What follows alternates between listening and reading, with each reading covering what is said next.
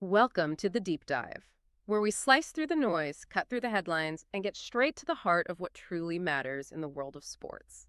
Today, we are plunging headfirst into the electric atmosphere of a major knockout soccer match, one that was decided by, well, the slimmest of margins, a single dramatic goal. But as always, my friend, there is so much more to the story than just that final score. We are talking about Real Madrid's thrilling 1-0 victory over Juventus in the quarterfinals of the 2025 FIFA Club World Cup. Picture it, a high-stakes encounter between two true European giants clashing in the buzzing heart of Miami, kicking off the knockout phase of this significant and newly expanded tournament format. It was a game that promised fireworks, steeped in history, and it absolutely delivered on that promise, revealing layers about both clubs. And our mission for this deep dive is precisely to peel back those layers. This isn't just about who won or lost, or even simply what happened. Our real focus is on how and why this match unfolded the way it did. We've unpacked a comprehensive stack of sources, articles, research, team reports, even player and coach quotes, to reveal the crucial turning points, the standout individual performances that truly defined the day, the emerging tactical philosophies taking shape under new leadership, and the statistical truth that paint a complete, undeniable picture of the underlying dynamics. We're aiming for those genuine aha moments, focusing on what this pivotal match truly reveals about both teams' current states and, crucially, their future trajectories in this evolving landscape of global soccer. Absolutely. So settle in because we're about to deliver the kind of key insights, surprising facts, and detailed analysis that will leave you feeling genuinely well-informed on this pivotal soccer event. It's a deep dive you won't want to miss. Okay, let's unpack this defining clash, starting with the grand stage itself. Imagine Hard Rock Stadium in Miami, not just bustling, but absolutely buzzing with an almost palpable energy. There were 62,149 spectators packed into the stands, and that number isn't just a statistic. It tells you something profound about the immense significance of this match for the 2025 Club World Cup. The air was thick with anticipation, a vibrant mosaic of Real Madrid white and Juventus black and white filling the bowl, truly a global spectacle. What's truly fascinating there, beyond just the sheer volume of attendees, is the broader context surrounding that incredible turnout. For Real Madrid, this match wasn't just another game. It was another crucial, calculated step on their journey towards a potential record-extending sixth Club World Cup title. They were already the most successful team in this competition's history, and this expanded format presented a fresh opportunity to solidify that formidable legacy. For Juventus, however, this was a landmark moment of a different kind. It marked their debut in this newly expanded and highly anticipated tournament. So you have one club looking to extend an empire and another looking to establish their presence on this new grand stage. The stakes were incredibly high for both sides, albeit for very different reasons. And that record crowd absolutely reflected that immense global interest and the clash of ambitions. Despite all that buildup, all that historical weight and anticipation, the final score was a surprisingly narrow one. Real Madrid 1-0 Juventus. On paper, it might suggest a tightly contested affair, almost an evenly matched battle. But as we're about to reveal, that scoreline in this particular game hides a much deeper, more revealing narrative about both teams. The hero of the hour, the player who etched his name into the score sheet and the collective memory, was Real Madrid's 21-year-old academy star, Gonzalo Garcia, securing the win with a clinical header in the 54th minute. Precisely. And while Garcia certainly stole the headlines, the true aha moment there, the one that really unpacks the game's dynamics, centers squarely on Michele Di Gregorio, Juventus' goalkeeper. It's not just that he made an astounding 10 saves throughout the match. That's phenomenal on its own in a game of this magnitude. The real insight is how those saves expose a fundamental tactical fragility in Juventus. He wasn't just making great stops. He was constantly bailing out a system that allowed Real Madrid to penetrate their defense with, well, alarming ease, time and time again. It makes you wonder, if Real Madrid was that dominant against a top goalkeeper having a career day, what does that say about the gap they can open up against other teams in this tournament? His performance was a testament to his individual brilliance, but also a stark indictment of the pressure his defense allowed. And speaking of history, this wasn't just any knockout match in a new tournament. Beyond the immediate stakes, there's also that historical echo. This was the first official meeting between Real Madrid and Juventus since their unforgettable 2017-18 Champions League quarterfinal clash. That carries a real weight, doesn't it? It adds a layer of emotional intensity that goes beyond just a quarterfinal match in a new global competition. It absolutely does. For many fans, that 2018 tie is still incredibly fresh in the memory, particularly the dramatic and controversial ending at the Santiago Bernabeu, where Real Madrid ultimately prevailed with the last-minute penalty. That match was steeped in drama, controversy, and raw emotion, showcasing the very best and worst of high-stakes soccer. For this game in a new tournament, it's not just a contest, it's a rekindling of a rivalry between two titans who've often found themselves on opposing sides of epic European nights. It adds a layer of psychological intensity, a desire not just to win, but perhaps to settle old scores or reassert dominance from past encounters. You can imagine that history was definitely in the back of the players' minds, pushing them harder, knowing they were not just playing for the next round, but also for bragging rights in a storied rivalry. The first half, as our sources tell us, was a bit of a tense stalemate. Both teams had their moments, showing flashes of threat, but neither managed to break the deadlock. It felt like a cautious, tactical chess match, with both sides probing for weaknesses, trying to gain an edge without overcommitting. But then, as the second half got underway, we reached the game's true inflection point, the moment that truly decided the outcome. The turning point was pinpointed precisely at the 54th minute. This was the moment the game shifted decisively in Real Madrid's favor, and the key figure was Trent Alexander-Arnold. He found himself with too much time and space on the right wing, a dangerous proposition against any team, but especially when you're facing Real Madrid's attack, known for exploiting even the slightest defensive lapse. From that advantageous, almost unchallenged position, he delivered a truly quality cross into the box. What's particularly fascinating here, and a crucial insight, is the significance of this being Alexander-Arnold's first assist since joining Real Madrid. It wasn't just a good pass. It immediately showcased his immediate impact and vision, validating the strategic thinking behind his acquisition and highlighting how he's already integrating his world-class passing range into their attacking schemes. And on the receiving end of that perfectly weighted cross was Gonzalo Garcia. The analysis from our sources highlights that he was completely unmarked in the penalty box. That's a fundamental defensive breakdown, isn't it? Oh, huge. For a player like Garcia, who has that innate Raul-esque instinct in the box, to be afforded that much space in a Club World Cup quarterfinal is a critical oversight from the Juventus defense, leaving their goalkeeper exposed. He then, of course, showed incredible composure to finish it clinically, leaving Di Gregorio with truly little chance. It's a glaring oversight, absolutely. And that composure you mentioned is key.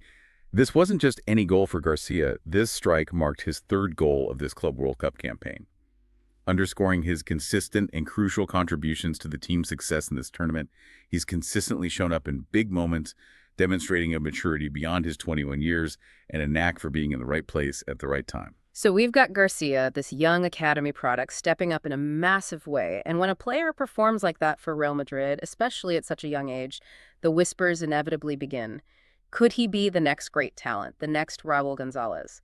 That's high praise, a truly iconic figure in the club's history, synonymous with goal scoring and the Real Madrid ethos. This comparison is incredibly apt, and our sources back it up with compelling reasons. Both players, Garcia and Raul, came through the very same prestigious youth academy system at Real Madrid, known for nurturing world-class talent. More importantly, both showed similar goal-scoring instincts early in their professional careers, displaying that innate, almost predatory ability to be in the right place at the right time, sniff out chances, and convert them clinically. Raul was renowned for his intelligent movement and lethal finishing, and Garcia showing those exact same traits. This raises an important question for us all to consider as we watch his career unfold. Is Gonzalo Garcia truly poised to follow in Raul's legendary footsteps and become the next great Real Madrid Academy product? The early signs are certainly compelling enough to spark this kind of exciting conversation among fans and pundits alike. And consider the context of Garcia's emergence, which makes his impact even more remarkable. He truly stepped up into the spotlight, filling a significant void. Kylian Mbappe, the highly anticipated star signing for Real Madrid, was sidelined due to acute gastroenteritis during the group stage. That's a massive player to miss, and Garcia, rather than being daunted, seized the opportunity presented to him with both hands. He didn't just seize it, he absolutely ran with it, establishing himself as indispensable in that period. The analysis details his impressive, consistent performance, noting he was scoring in 4 consecutive matches during this critical phase of the tournament. This wasn't a flash in the pan or a lucky break. It was sustained excellence, demonstrating a remarkable maturity and a consistent goal threat for such a young player. His consistent scoring cemented his role as the team's attacking core during this period of Mbappe's absence, proving he could handle the pressure of leading the line for one of the world's biggest clubs. And Garcia's own words after the match really paint a vivid picture of his mindset his hunger, and his single-minded dedication to scoring, he said, and I quote, "This Club World Cup is the opportunity of my life. When I'm in the box, I don't care what I shoot with. My head, left foot, right foot, knee, anything. I just want to score." That quote is incredibly revealing, isn't it? It perfectly encapsulates his mindset, that almost primal instinct that defines elite strikers. It speaks volumes about his hunger, his laser-like focus on the goal, and his unwavering, almost brutal dedication to scoring goals by any means necessary. There's an intensity there, a singular drive, a fearlessness in the penalty area that separates good players from truly great ones. He sees the target, and every fiber of his being is committed to putting the ball in the net, no matter the obstacle or the unconventional method. That kind of relentless determination, coupled with his technical ability, is a powerful and very rare asset for any striker, and it's why he's being so widely acclaimed. While Garcia was finding the back of the net and Real Madrid was celebrating a crucial victory, we absolutely have to turn the spotlight to the losing side, specifically Juventus goalkeeper Michele Di Gregorio. Our sources are abundantly clear. He was undoubtedly one of the best performers on the field, perhaps the best, despite his team's loss. It's rare to be singled out with such resounding praise in defeat, which really speaks volumes about his individual brilliance. It truly is rare, and his performance was nothing short of heroic. We're talking about a sheer volume of work that is astounding for a top-tier match, particularly when his team lost. He completed an incredible 10 saves throughout the match, almost single-handedly keeping Juventus competitive against a relentless, high-powered Real Madrid attack. Without his interventions, that 1-0 scoreline, as we discussed earlier, would have been a far more emphatic, perhaps even embarrassing result for Juventus. He was constantly under siege and he stood tall. To truly bring story to life, we have to give specific examples of his crucial interventions, moments that might have altered the game entirely. The analysis details his brilliance. At 25 minutes, he denied Jude Bellingham's shot with a fantastic reaction save, a crucial early stop that prevented an opener. Then, at 40 minutes, he showed incredible strength and agility to parry Federico Valverde's powerful 25-yard long-range effort, a shot that seemed destined for the top corner. And perhaps most impressively, at 75 minutes, he managed to acrobatically stop Valverde's audacious bicycle kick from close range, a moment that could have easily sealed the game much earlier for Real Madrid and broken Juventus' spirit entirely. These weren't just routine stops, they were moments of pure athletic and instinctual brilliance that highlight a goalkeeper at the absolute peak of his powers. And if we connect this to the bigger picture, the raw statistics truly highlight the monumental effort Di Gregorio had to exert. He faced 11 shots on target out of Real Madrid's 21 total shots. Think about that. Nearly every other shot Real Madrid took required his direct intervention, and a significant portion of those were on frame. Now, contrast that with Real Madrid's Thibaut Courtois, who, despite securing a clean sheet, which is of course a mark of a great defense, only needed to make 2 saves all game. That vast difference in workload, 10 saves versus 2, directly reflects the overwhelming power imbalance on the field. It's the clearest statistical indicator of just how much pressure Juventus was under and how much Gregorio had to do almost single-handedly to keep them in the game and maintain even a semblance of competitiveness. The scoreline tells you the outcome, but these numbers tell you the story of the struggle. Exactly.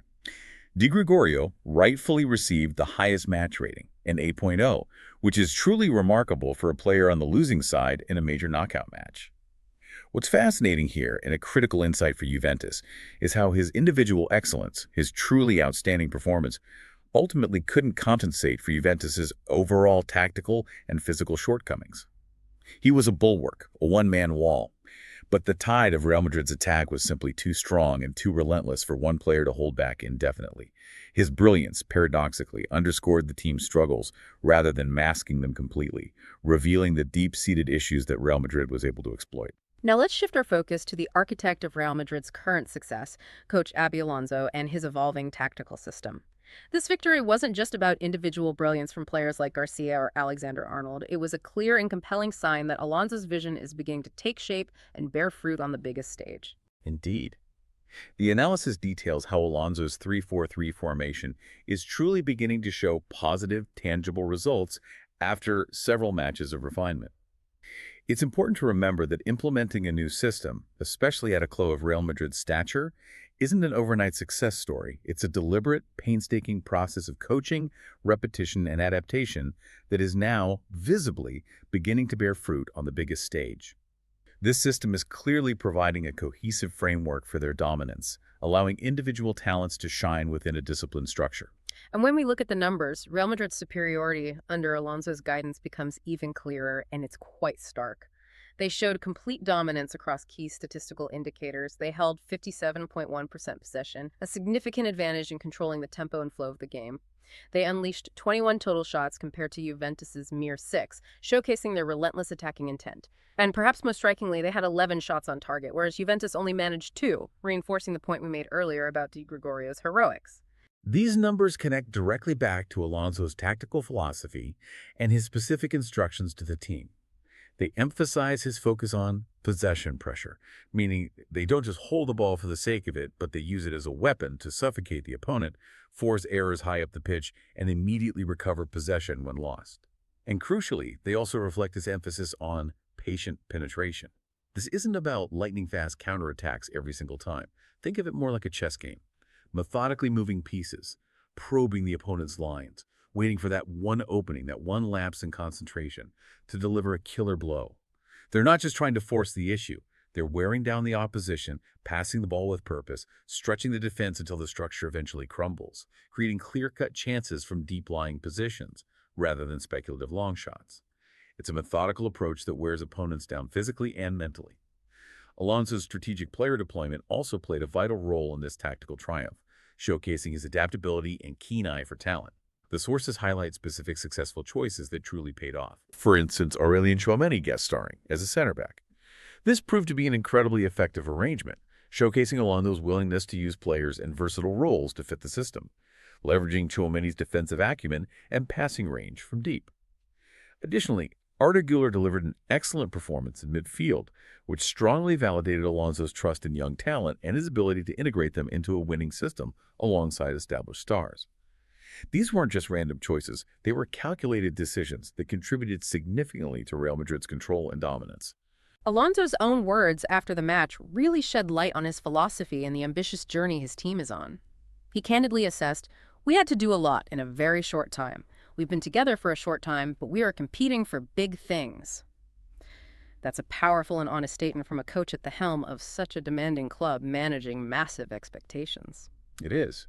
And he further elaborated on his foundational principles, emphasizing that defensive solidity and discipline are the foundational principles for his team.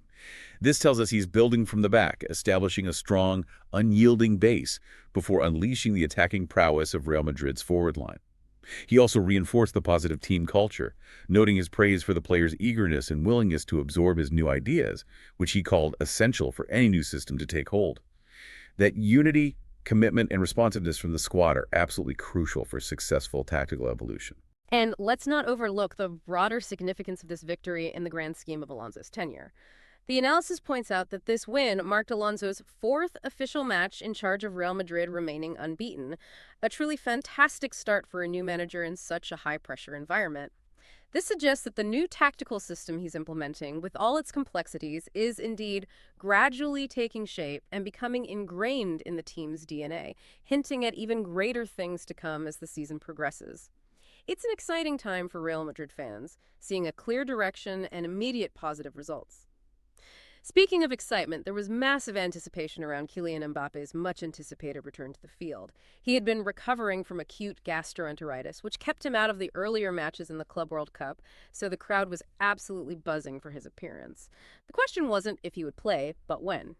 And the moment finally came. His substitution for Gonzalo Garcia in the 68th minute marked his Club World Cup debut, and you could almost feel the collective intake of breath from the stadium before the roar. The energy in Hard Rock Stadium was electric, with enthusiastic chants of "Mbappe, Mbappe" echoing through the stands, a testament to his global superstar status. The fans clearly knew what his presence, even for a short time, meant. Even while not fully recovered physically, the analysis shows that Mbappe's mere presence positively impacted team morale and tactical options. This is where it gets truly fascinating, because it goes beyond simple physical contribution. What's truly profound here is the psychological effect he had on the opponent, Juventus. Their coach, Igor Tudor, provided an incredibly insightful quote after the match, trying to articulate this almost intangible impact. What changes when Mbappe comes on? Well, it's like when you drive. Real Madrid drives at 200 kilometers, but with Mbappe, they drive even faster. Unpack that analogy for us because it really captures something profound, something beyond just numbers. How can a single player, even one not at 100% physically, dramatically increase the speed and danger of an already top-tier team like Real Madrid? It speaks to more than just his raw physical attributes, doesn't it? It's about his aura, his reputation, and the sheer fear he strikes into defenses. It means defenders suddenly have to dedicate more resources, more attention, perhaps even double team him, and that immediately creates acres of space and opportunities for other world-class players around him. It completely shifts the defensive approach of the opponent, forcing them to react to his presence rather than sticking to their original game plan. It's a tactical black hole, sucking in defensive attention and creating opportunities elsewhere. Exactly. It's far beyond just his physical speed, although that is, of course, unparalleled. What Tudor is hinting at is the sheer aura of a player like Mbappe, his gravitational pull. His reputation alone forces defenders into immediate, often suboptimal, decisions. They have to dedicate extra resources, perhaps double-team him, or hold a deeper defensive line, and that immediately creates acres of space elsewhere for Real Madrid's other attackers like Jude Bellingham or Vinicius Jr. He's a tactical black hole, drawing in defensive attention, which in turn elevates the entire team's offensive potential, even if he doesn't touch the ball for minutes. It's a psychological acceleration, a fundamental shift in the defensive calculus of the opposing team. They can't just mark him. They have to plan for him, and that opens up the rest of the field for Real Madrid's other threats.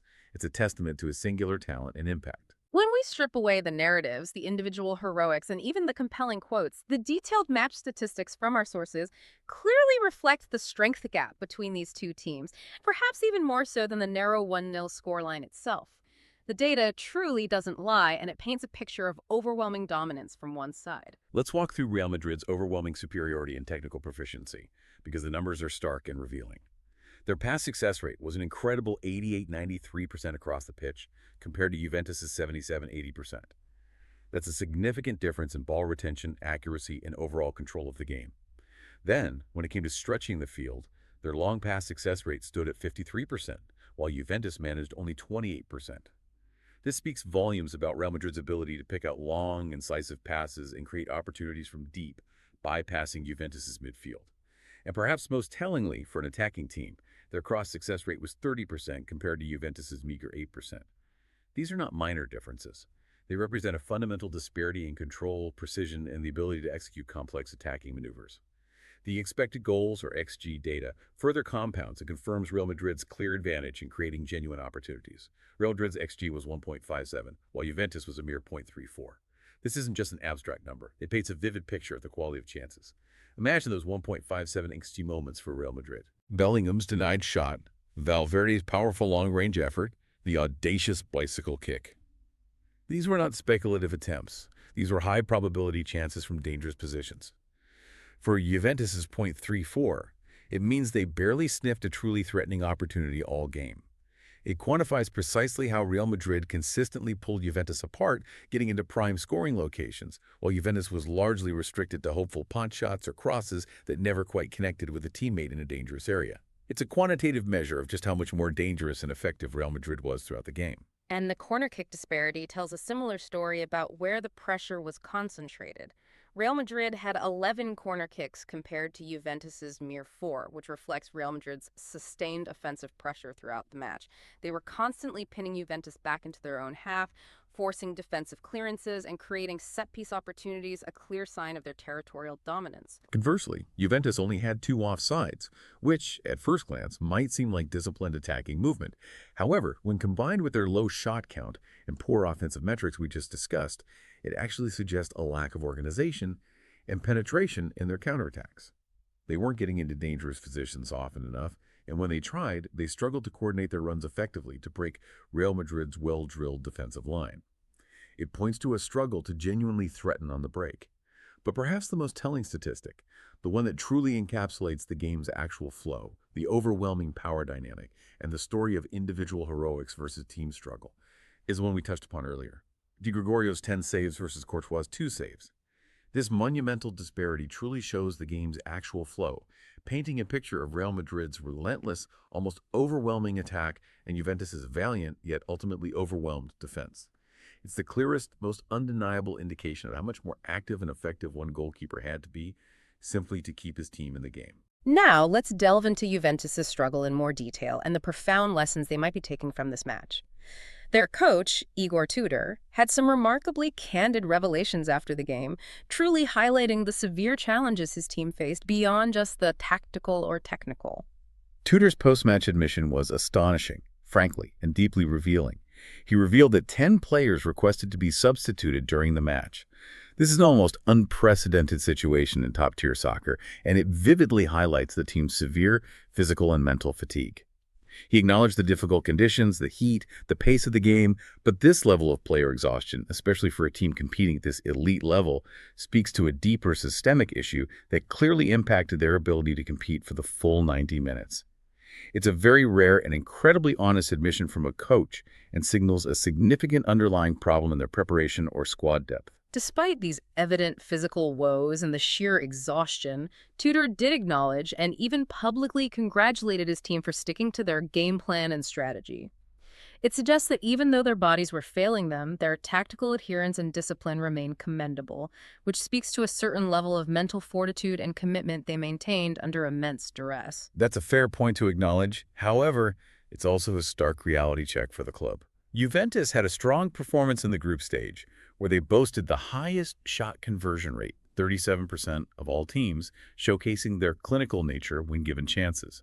They were efficient, but facing a top-tier opponent like Real Madrid, especially one hitting its stride under Xabi Alonso, ultimately exposed their overall strength gap.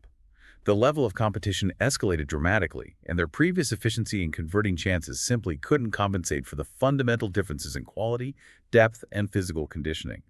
This match served as a stark reminder of the elite level they aspire to reach and how far they still have to go. But Tudor was quick to frame this defeat, despite all its challenges, as a valuable learning experience for his team. It's a common sentiment after a loss, of course. But what was his specific reasoning behind that perspective? What did he hope to gain from this painful encounter? His reasoning was quite clear-eyed and pragmatic, focusing on the future. He stated, and this is a crucial quote, "It's valuable to compare our position with these teams at the highest level and learn for the future." This perspective is absolutely crucial for a team looking to grow and evolve. This loss wasn't just a defeat.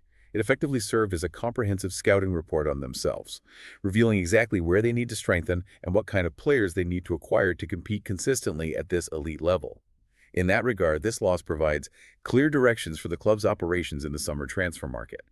So, it's a tough lesson to absorb on such a big stage, but a necessary one for their continued development and long-term planning, pinpointing areas for strategic recruitment. So, as we wrap up this deep dive, let's consider the enduring legacy that continues for Real Madrid and what truly lies ahead in their Club World Cup journey. This victory was profoundly important for them, not just in terms of simply advancing to the next round, but perhaps even more significantly in finding a way to win under Alonso's new system. It's a powerful validation of the direction they're heading in, showing their adaptability. Indeed. It also powerfully reinforces Real Madrid's historical prowess in this tournament. They are, unequivocally, the most successful team in Club World Cup history with 5 titles, a testament to their enduring dominance on the global club stage. And this hard-fought win means they are now steadily progressing towards a 6th title, showing every intention of continuing that unparalleled dominance. It's a tournament they truly own, and they're showing they have the tactical nous and the individual talent to continue that legacy. Looking ahead, Real Madrid's next challenge is their quarterfinal match on July 5th, set to take place at MetLife Stadium in New Jersey. The excitement continues to build as they move deeper into the tournament, with the stakes rising with every game. And their potential opponents in that next round will be the winner of the Borussia Dortmund or Monterrey match, both formidable teams in their own right.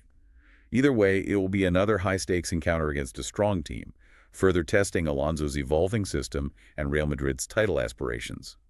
For Juventus, their first Club World Cup journey, though ending in a defeat that revealed some uncomfortable truths, has undoubtedly been a valuable lesson that will fundamentally inform their future development and strategic planning.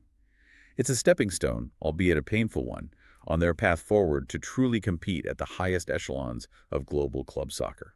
So to recap this deep dive, we've thoroughly covered Real Madrid's hard-fought 1-0 victory over Juventus, highlighted Gonzalo Garcia's clutch goal and his thrilling emergence as a true talent. Explored Michele Di Gregorio's valiant, unsung efforts in goal that saved his team from a much wider defeat, and seen how Xabi Alonso's evolving tactical system is truly beginning to gel and deliver results on the biggest stage. And if we connect all these threads to the bigger picture, this match absolutely sets a compelling tone for the excitement of the 2025 Club World Cup. It was a perfect opening act for the knockout rounds, promising more thrilling clashes between top clubs, showcasing the global appeal, the tactical evolution, and the sheer intensity of this expanded tournament. It's only going to get more dramatic from here. So, what does this all mean for you, the listener, as you consider the future of top-tier soccer and the dynamics of these elite clubs? We heard Igor Tudor, the Juventus coach, say, Real Madrid drives at 200 kilometers, but with Mbappe, they drive even faster. This raises an important question. In a high-stakes tournament like the Club World Cup, how does the sheer speed and, more importantly, the profound psychological impact of a player like Mbappe, even if not fully fit, fundamentally alter not just the attacking threat of Real Madrid, but the entire defensive strategy and psychological approach of their future opponents? What new, almost insurmountable challenges does even faster truly represent for teams trying to stop them? And how do you even begin to prepare for that kind of accelerating, multifaceted threat? We'd love for you to consider what stood out most to you from this deep dive into the Real Madrid versus Juventus match. What insights resonated with you?